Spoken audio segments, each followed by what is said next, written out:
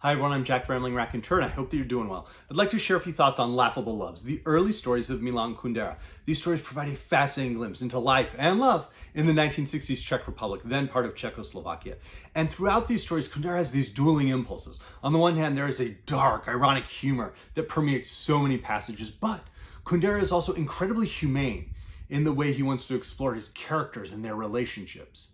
On the one hand, he's incredibly provocative, whether it is through this frank depiction of human sexuality and the passionate relationships individuals engage in, or when he's exploring life and deception under a repressive totalitarian regime, as in the 1960s Czechoslovakia.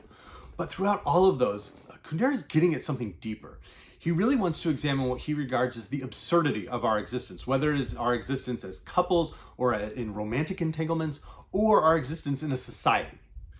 And Kundera wants to plumb this question around what does it mean when we lie or deceive to gain something that we desire? Do the choices we make, the deceptions we engage in, do those somehow infect and sully the object of our desire? Do we ruin what we're chasing after? And so through that, Kundera is examining this deeper nature of humanity, but it's always through this lens of deep ironic humor. And so these stories are highly recommended, but let's just dive into a couple of them. We open with a story called The Hitchhiking Game.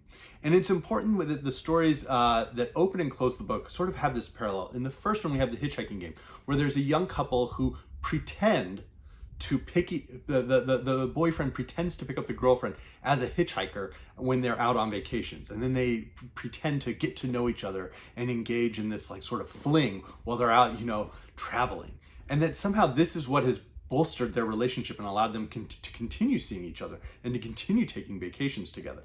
And it's not clear from the beginning what exactly is going on as this story develops, and we begin to see how this relationship has developed and how it's unfolding now. In the final story, we have another deception.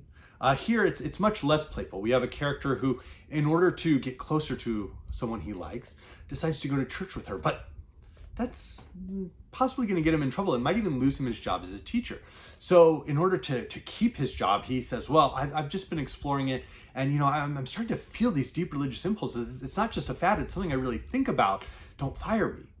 And so the principal of the school sort of takes him in and mentors him to try and help convince him that these religious beliefs of his that he never really had are unnecessary. They're superfluous, and he needs to start moving forward with the rest of society here. And so the deceptions around love, the deceptions around their society, the way that it telescopes out from being this one small interaction where this couple are really the only two who know that they're engaging in this lie, that they have met each other, that when they show up at the hotel to get a room, they have known each other for more than a couple of hours. Whereas at the end, we have this long-running deception where it's not just a character deceiving, others with just one person. He's rather engaging in a multitude of deceptions. And it's drawing in now the government, the Czech Republic itself is now at stake. And so Kundera is telescoping that across those two stories. But in between are some absolute gems of stories examining love, examining loss. Throughout the different stories, Kundera examines relationships at all different ages, whether it's the young couple at the beginning, a younger individual and an older adult at the end, whether it's characters who met each other once and now two decades later are reconnecting. It's characters, there's an entire long story that's just absolutely marvelous, set at a hospital over a single night, and the different relationships that we can tell have existed or are building and budding there in the workplace. And it's just fascinating across the board. But let's read some passages now. One story opens, he was returning home along the street of a small Czech town where he had been living for several years. He was reconciled to his not too exciting life, his backbiting neighbors, and the monotonous rowdiness which surrounded him at work. And he was walking so totally without seeing, as one walks along a path traversed 100 times, that he almost passed her by. But she had already recognized him from a distance, and coming toward him, she gave him that gentle smile of hers. Only at the last moment, when they had almost passed each other, that smile rang a bell in his memory and snapped him out of his drowsy state. I wouldn't have recognized you, he apologized. But it was a stupid apology because it brought them precipitately to a painful subject, about which it would have been advisable to keep silent. They had not seen each other for 15 years, and during this time, they had both aged. Have I changed so much, she asked, And he replied that she hadn't, and even if this was a lie, it wasn't an out-and-out lie, because that gentle smile, expressing demurely and restrainedly a capacity for some sort of eternal enthusiasm, emerged from the distance of many years quite unchanged, and it confused him. It evoked for him so distinctly the former appearance of this woman that he had to make a definite effort to disregard it and to see her as she was now. She was almost an old woman. And this story continues. We find out that there's a character, the woman is a widow who's been visiting the town where her husband had been buried.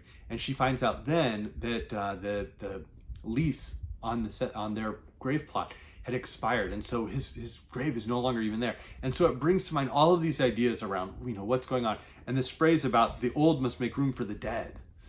But as this relationship develops, these two characters reconnect, Kundera again digs into what does it mean for this love to suddenly spring into flame. And just as the consciousness of her present physical appearance, which she had forgotten a short while before, returned to her, so there arose from the street below, until now this room had seemed to her safely high above her life, the anxieties of the morning. They were filling the room. They were alighting on the prints behind glass, on the armchair, on the table, on the empty coffee cup. And her son's face dominated their procession. When she caught sight of it, she blushed and fled somewhere deep inside herself. Foolishly, she had been on the point of wishing to escape from the path he had assigned her, and which she had trodden up to now with a smile and words of enthusiasm. She had been on the point of wishing at least for a moment to escape. And now she must obediently return and admit that it was the only path suitable for her. Her son's face was so derisive that in shame she felt herself growing smaller and smaller before him, until, humiliated, she turned into the mere scar on her stomach.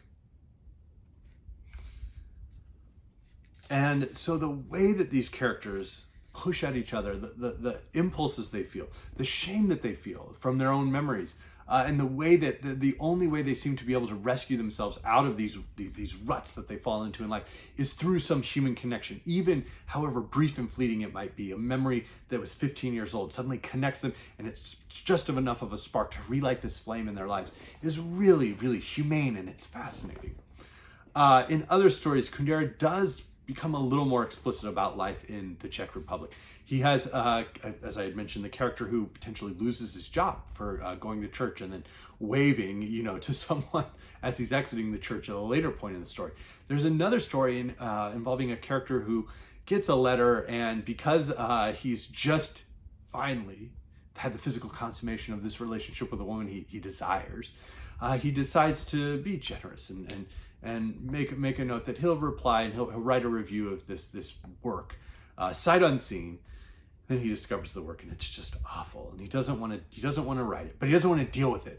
And so we see the machinations that are ridiculous and humorous that he goes through to try and avoid meeting this man, and then meeting the man's wife, and then the lies he tells on top of those lies, the way he changes lectures so that he can avoid running into these characters. And ultimately, of course, the house of cards collapses. And we get a sense that Kundera is getting at this idea that often this is what happens to our relationships. We want something, we desire someone. And so we make these choices. We pretend to be someone we're not. We pretend to like a food or music that we don't actually enjoy. And eventually it comes out. The mask drops. And then does the relationship last after that? That seems to be what Kundera is asking. But the truly marvelous story is called Symposium. And on some level, it is a play on the Symposium of Plato, but it's set over the course of a night in this hospital. The doctor's staff room, in any ward of any hospital in any town you like, brought together 5 characters and intertwined their actions and speech into a trivial, yet for all that, most enjoyable episode. And he goes through to introduce these characters. The chief physician is, of course, married, and just a moment before he had uttered his favorite maxim, which should give it evidence not only of his wit, but also of his intentions. My dear colleagues, as you know, I am very unhappily married. My wife is so perfect that I haven't the slightest hope of a divorce. And that's Kundera's acidic tone towards, human relationships. But we meet all of these different characters, and we see that there are some who have spent some time together. There are some who look up to each other, or who sort of see through the facade and recognize the truth about their coworkers.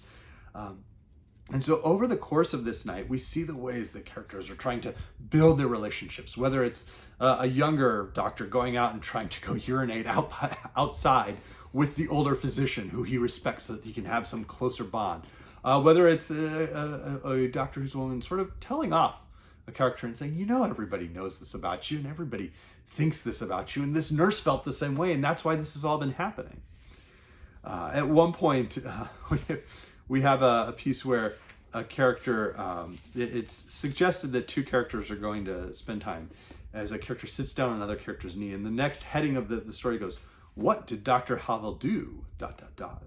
And Kundera's only sentence in that chapter is, "Ah, that's some question." And then he jumps in. "After the night morning came and Fleischmann went back into the garden to cut some flowers." It's like, what happened that night? And so we have all of these fascinating moments and relationships, and we get this almost Joycean epiphany. Only a moment before, Fleischmann had been almost reproaching himself for having acted cunningly when he had settled everything with a bunch of roses and some nice words. But now he was glad that he hadn't rushed into anything. He heard the woman doctor's signal, and he understood it perfectly. The thread of the romance was being resumed where it had been broken off yesterday. When the gas had thwarted his meeting with the woman doctor, he couldn't help smiling at the woman doctor, even in front of the jealous chief physician. So the story continues there where it finished yesterday, and it seems to Fleischmann that he is entering it a far older and far stronger man. He has known a love as great as death. His chest swelled, and it was the most beautiful and biggest swelling he'd experienced till now. For that which was inflating him so pleasurably was death. He had been made a present of death, splendid and invigorating death. In the midst of death, we are in life. And so there is Kundera. I would highly, highly recommend these stories. He's, of course, very famous for his novel, The Unbearable Lightness of Being. But a contemporaneous work with Laughable Loves is his story, The Joke, which is even more dark, almost rancid at times. And this exploration of this sort of revenge. It's a political novel at times, again, dealing with a character who's imprisoned for a joke he made in then Czechoslovakia, now the Czech Republic, and the way that he, years later, wants to sort of get revenge on those who, had him sent to prison. It's a brilliant, brilliant novel. Another contemporaneous work would be The Guinea Pigs by Ludvík Vaculík, another work from the Czech Republic, and another work that was part of the great Writers from the Other Europe series. Philip Roth edited a series that focused on novels that were then being published in nations part of the Warsaw Pact, behind the Iron Curtain. The sensibilities of Anton Chekhov are very, very clear in Kundera's stories, though Kundera is writing from the perspective on the other side of revolutions and World War II and all of those atrocities. And so there is a much deeper, heavier irony. But even a work like Ward No. 6 seems to have inspired some, elements, or a work like The Darling. I would say the sensibilities of Cyprian and Quincy are very close, especially in his dynamite novel, People of the City. I'll link my video to this book in the description box below. This is a masterpiece set in 1950s Nigeria, if you've never read it.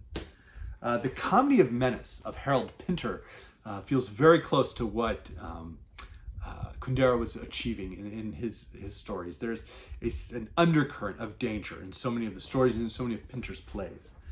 Certainly the sensibilities of Raymond Carver, particularly in his masterpieces in Cathedral, feel very close. There are elements of Kafka, not overt elements, but there are elements of just the paranoia that could exist in Kundera's lifetime before he left the Czech Republic in exile. And even, I would say, Distant View of a Minaret, the stories of Alifa Rifat, and the way that these are stories set in rural Egypt, and yet the way that she explores love from a woman's perspective, and the way that she finds her characters navigating through a society that has a lot of structure and rules around them is equally, I think, close to what he's doing. Certainly Philip Roth's stories and novels come close. I would say particularly the early Zuckerman novels, whether it is The Ghostwriter or the later one, The Prague Orgy. I think those ones are very close. Zuckerman Unbound, perhaps, but in The Ghostwriter and The Prague Orgy, there's something that feels a little closer to what Kundera was achieving. Certainly the stories of Leonard Michaels or his novel Sylvia about his own his wife and sort of the destruction in their relationship feel relevant.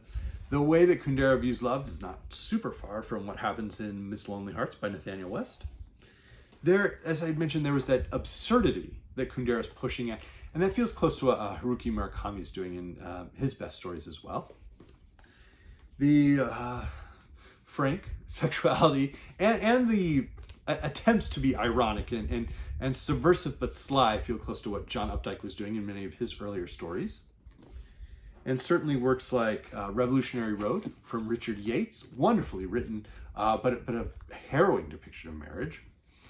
Or the depictions of relationships in Henry Green's Loving. This is closer to the humor and irony that Kundera has. Even Love in the Time of Cholera by Gabriel Garcia Marquez feels close. And then finally, Vladimir Nabokov is deeply relevant. And the Satires of Juvenal and the poems of Tibullus and Catullus, I would say, feel close in terms of the way that they're very open about human desire. And also the way that they sort of reflect their society and the decadence they see in it are all relevant. Finally, the joke was filmed, as was Unbearable Lightness being, the joke was filmed in Czech and is much closer to the Kundera novel than the adaptation of Unbearable Lightness of Being. So let me know if you've read this. Let me know if you have a favorite work from Kundera, if you have a favorite writer from the Czech Republic who's not Kafka, and I hope everybody's doing well. Thank you.